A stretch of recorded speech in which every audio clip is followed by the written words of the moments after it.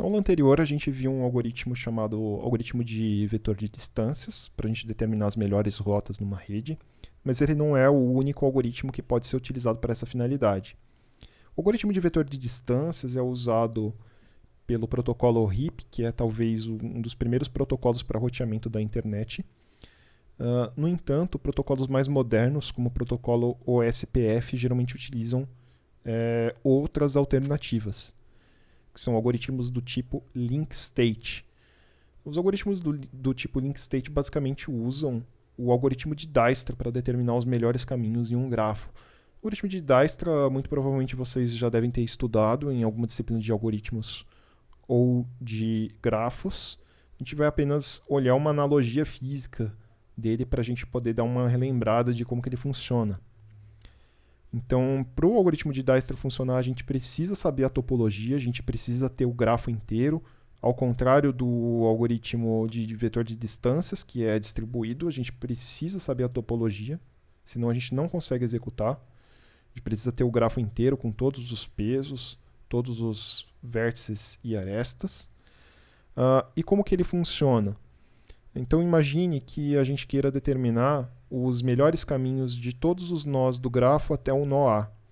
Então a gente usa o nó A como raiz, ele é inserido primeiro lá num conjunto dentro do algoritmo de Dijkstra, e daí a gente vai procurar dentre os vizinhos dele qual que tem a menor distância para ele, ele vai ser escolhido, os vizinhos dele vão ser atualizados, e daí a gente vai verificar dentre os que não foram visitados ainda qual que tem a menor distância para essa raiz, assim por diante, até a gente visitar todos os nós. Aí a gente vai saber que a gente atualizou tudo para que a gente saiba quais que são as menores distâncias. Uma analogia física para isso é se a gente construir um conjunto de bolinhas ligadas por barbantes. As bolinhas são os vértices, os barbantes são as arestas. E os barbantes que a gente vai utilizar são de tamanho proporcional ao peso de cada aresta. Então, por exemplo, a gente poderia ter uma bolinha aqui ligada por um barbante de 4 centímetros até esse outro vértice, por um barbante de 3 centímetros até esse outro e por um barbante de 2 centímetros até esse. Se a gente jogar essas bolinhas no chão, segurar pelo nó que a gente elegeu como raiz, a gente consegue no final uma formação aqui na qual a gente tem alguns barbantes esticados e outros frouxos representados por essas arestas tracejadas. E a gente considera aqui como parte da nossa árvore geradora, né, apenas os vértices que correspondem a barbantes esticados. Bom, algumas vantagens e desvantagens desses algoritmos do tipo link state com relação ao vetor de distâncias. Então, o vetor de distâncias ele é de implementação mais simples, exige a troca de menos mensagens, a gente precisa se comunicar só com os nossos vizinhos. Já o link state, a gente precisa saber a topologia inteira, então a gente precisa que todos os roteadores reportem os status dos links que estão conectados a eles.